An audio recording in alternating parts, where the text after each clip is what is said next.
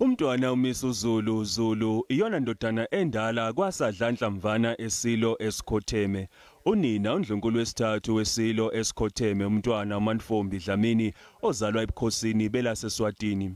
Umntwana uMisuzulu ubengelinye lamazinyane eSilo elibhekeke ukuthi lingene esihlalweni sobukhosi besizwe samaZulu uma kukhothama uyise.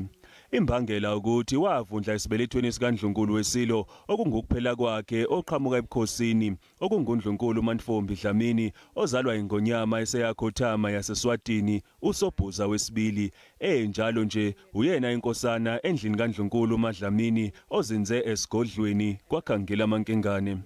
Ukuqagula ukuthi umntwana uMisuzulu uzothatha njengengonyama yesishagalolunye yesizwe samaZulu kwaqina kakhulu unyakenye ngesikhathi kwehla umshophi ukuphangalala kwendodana yokuqala yeSilo umntwana uLethukuthulwa ozalwa uNdlunkulu wokuqala uSibongile Dlamini.